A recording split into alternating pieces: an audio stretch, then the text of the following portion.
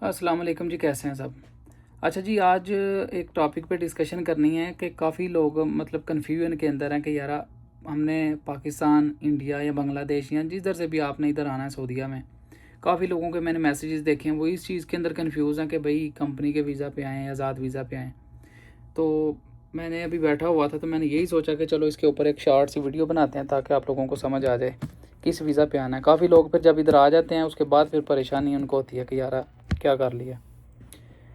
तो मैं इस टॉपिक पे वीडियो क्यों बना रहा हूँ, मोस्टली बंदे इस पे वीडियो बनाते हैं कि जो बंदा एक कंपनी के वीज़ा पे आया है वो बता रहा होता है कि आज़ाद वीज़ा क्या होता है।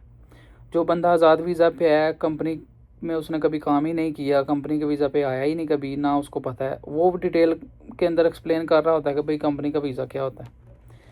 तो मैं क्यों इस टॉपिक पे वीडियो बना रहा हूँ भाई, मैं जब सऊदीया में आया हूँ आज़ाद वीज़ा पे आया था। इधर आने के बाद मतलब कि ट्रांसफ़र लिया कंपनी के वीज़ा पे, अभी कंपनी के अंदर काम कर रहा हूँ। मतलब दोनों को मैंने चेक किया है, दोनों के अंदर प्रॉज एंड कॉन्स क्या हैं, दोनों के ड्रॉबैक्स क्या हैं, बेनिफिट क्या हैं। अभी बात करते हैं भाई आज़ाद वीज़ा पे। अभी मैं यहाँ पे आया आज़ाद वीज़ा। आज़ाद वीज़ा का क्या मतलब होता है कि किसी भी आपने अपने किसी के कफ़ील से या कहीं से भी आपने वीज़ा ले लिया, आपके किसी दोस्त ने, आपका कोई फैमिली मेम्बर है इधर, वो इधर से यहाँ से कहीं से वीज़ा लेके आपको भेज देता है, तो आप उस वीज़ा पे आ जाते हो। मेरा एक वीज़ा था जी, शिरके का वीज़ा था। तो वो इस तरह से नहीं था कि मैंने उसके साथ ही काम करना है, मैं आज़ाद ना कहीं भी काम कर सकता था। ये था जी हमारा आज़ाद वीज़ा। सालाना उसको पे करना था, 1 साल के बाद आपके इकामा की जो फ़ीस होगी वो उसको पे करनी थी, तो इकामा आपका रीन्यू उसने कर देना बस। ठीक है, काम मैं कहीं भी करूँ करूँ या ना करूँ, 1 साल बाद उसको मैंने उसकी फ़ीस देनी है। अभी इसको कंटिन्यू करते हैं ज़रा आज़ाद वीज़े को। अब इधर मैं आ गया हूँ आज़ाद वीज़ा लेके। तो इधर आने के बाद सबसे पहला जो मतलब आपको मुश्किल फ़ेस करनी पड़ती है वो ये होती है कि भाई आपने जॉब कैसे तलाश करनी है। सबसे पहला फ़ेज़ जो आपके इधर फ़ेस करना पड़ता है, आपको नौकरी नहीं मिलती। जगह जगह पे आप बात करते हो दोस्तों को, अपने फैमिली मेम्बर्स को, और ख़ुद भी जगह जगह पे चेक करते हो। किसी जगह पे अगर कोई ऑफ़र वगैरह आई हो तो आप उधर पहुंचते हो कि भाई मुझे इधर नौकरी मिल जाए। तो मेरा भी यही फ़ेज़ था, कई दोस्तों से बात की, कई जगह पे गए, इसी तरह ही चलो लिंक वगैरह चला के तो एक जगह पे जॉब मिल गई। 3-4 महीने काम किया, फिर उधर से निकले, दूसरी जगह पे गए, 5-6 महीने काम किया, फिर वहीं से निकले, फिर किसी और के रेफरेंस से, खुद के अपने ताल्लुका थोड़े से बने तो किसी और जगह पे पहुंच गए। सबसे बड़ा जो आप कह लें कि वीक पॉइंट इसके अंदर ये होता है ना, जो आपको नुकसान जहाँ से होता है कि आपके जब ताल्लुकात बनना स्टार्ट होते हैं तो कंपनी वाले आपको कहते हैं जी काम ख़त्म हो गया, आप जा सकते हैं। रेंटल का यही होता है, जब सप्लायर के थ्रू आप किसी जगह पे जाते हैं यही होता है कि 4-5 महीने मैक्सिमम, जब उनका काम पीक पे होता है ना, ज़ोर वाला होता है, आप लोगों को हायर कर लेते हैं। जब काम का ज़ोर टूट जाता है तो फिर आपको निकाल देते हैं। रेंटल का यही होता है। और उससे बड़ा मसला ये है कि जो सप्लायर के थ्रू आप गए होते हैं काम करने के लिए, वो आपको गारंटी नहीं होती कि वो आपको पैसे देगा कि नहीं। आपने 4-5 महीने काम किया है तो कॉन्ट्रैक्ट तो आपने साइन किया होता है उसके साथ, लेकिन पैसे देते भी हैं, मोस्टली देते हैं, मोस्टली कई पैसे भी नहीं देते। तो पैसे देते भी हैं, फिर वो इस तरह से देते हैं कि ना देने के बराबर ही होता है। थोड़े थोड़े देते हैं, आप खाई जाते हैं साथ। ऐसे ही अभी हमारी साइड पे भी बंदे लगे हैं, मैं भी उन्हीं में से एक हूँ कि काम शाम कर लिया है लेकिन पैसे डिले हो गए, तो उसकी कोई गारंटी नहीं। आजकल आजकल करके वो काफ़ी डिले कर गए। दूसरी साइड पे आ जाता है जी हमारे पास कंपनी का। अगर तो आप डायरेक्ट कंपनी के वीज़ा पे आ रहे हैं या एज ए ट्रांसफ़र लेके आ रहे हैं या जैसे भी आ रहे हैं, उसके कुछ बेनिफिट्स भी हैं, कुछ ड्रॉबैक्स भी हैं, कॉन्स भी हैं, उसके प्रोज भी हैं, कॉन्स भी हैं। मैं आपको बताता हूँ कि भाई इसके बेनिफिट क्या हैं और ड्रॉबैक क्या हैं। अगर तो डायरेक्ट आप पाकिस्तान से, इंडिया से, बांग्लादेश से या जिधर से भी आप आ रहे हैं कंपनी के वीज़ा के ऊपर, सबसे बड़ा बेनिफिट क्या है जी, आपके वीज़ा की कॉस्ट नहीं लगती। ठीक है। दूसरा बेनिफिट क्या है कि अगर कंपनी आपको हायर कर रही है किसी जगह से तो वो आपको टिकट भी देगी, उधर से आपकी टिकट की भी पैसे गए, जो उनसे पैसे आपके वहाँ पे लगे होते हैं वो भी कंपनी आपको इधर आके वापस करती है। ठीक है, जो मतलब जो प्रोसेस आपने फ़ीस, मेडिकल, ये वो लगाया होता है, कोई भी वो आपको कंपनी पे करती है। कुछ कंपनीज़ की पॉलिसी होती है वो पे करती हैं।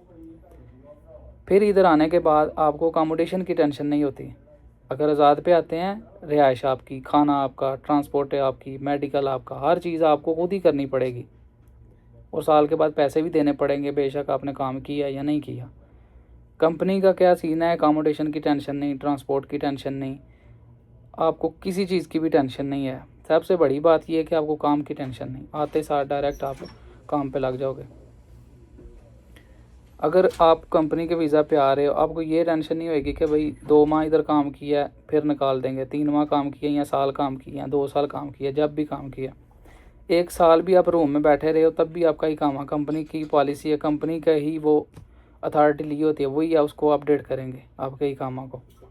सिर्फ आपने अपना कॉन्ट्रैक्ट रीन्यू करना होता है उनके साथ। आपको ये टेंशन नहीं होती कि भाई अकोमोडेशन के पैसे कहाँ से आएंगे, ट्रांसपोर्ट के कहाँ से आएंगे, या आपकी सैलरी का क्या सीन होगा।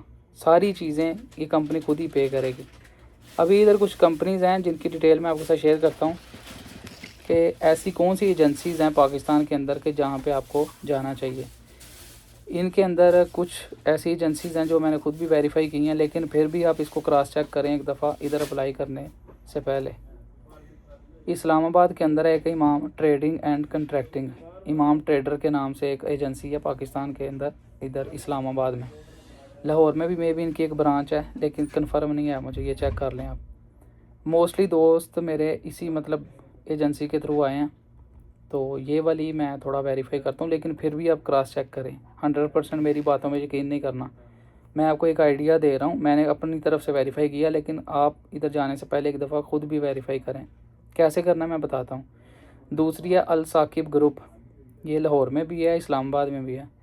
तीसरी है HR वर्ल्ड इंटरनेशनल। चौथी है एज man power services, Hussain international, Al Arabia man power. ये 6 एजेंसीज़ हैं जो मैंने आपको बताई हैं पाकिस्तान के अंदर, ठीक है। इनके अंदर आपने अप्लाई करना है, इनके अंदर जाना है, अपनी CV लेके इनसे बातचीत करनी है, इनके थ्रू ही आप इधर आएँ, सारा प्रोसेस इन्हीं के थ्रू करें। लेकिन फिर भी आप आज़ाद पे आना चाहते हैं तो आपकी मर्ज़ी।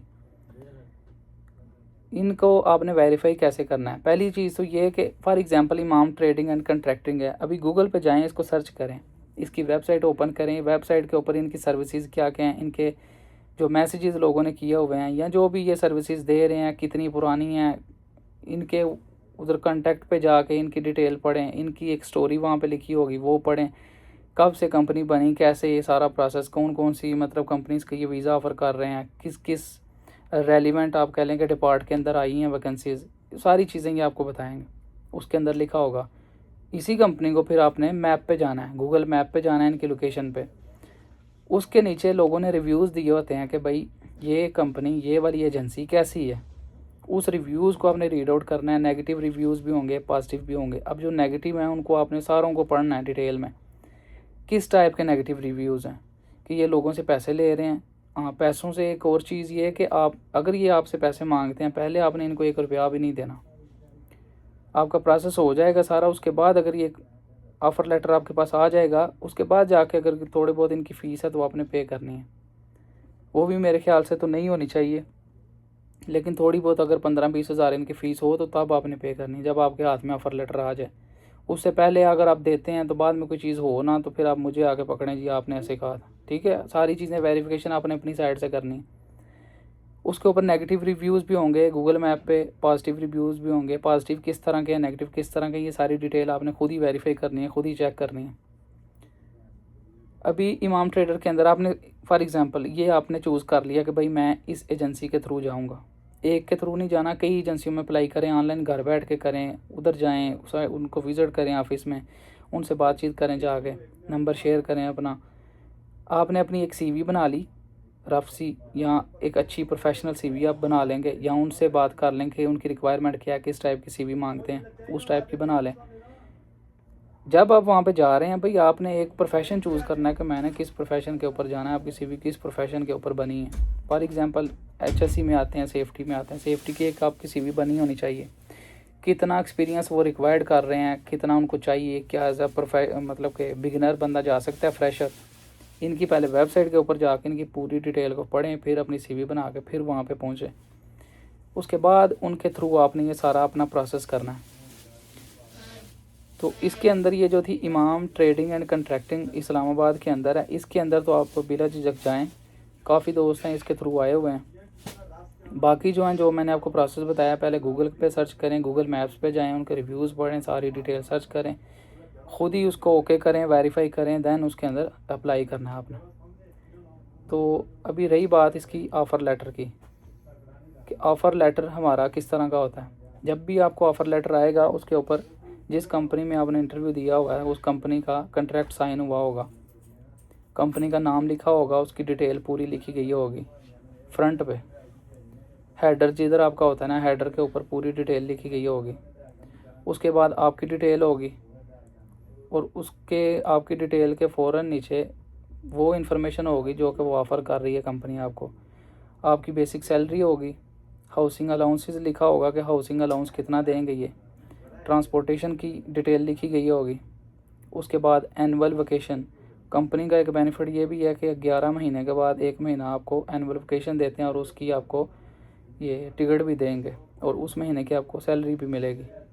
उसके बाद कॉन्ट्रैक्ट टाइप में होता है कि सिंगल स्टेटस है, मैरिड है या क्या है, ये भी बेनिफिट है इनकी तरफ से।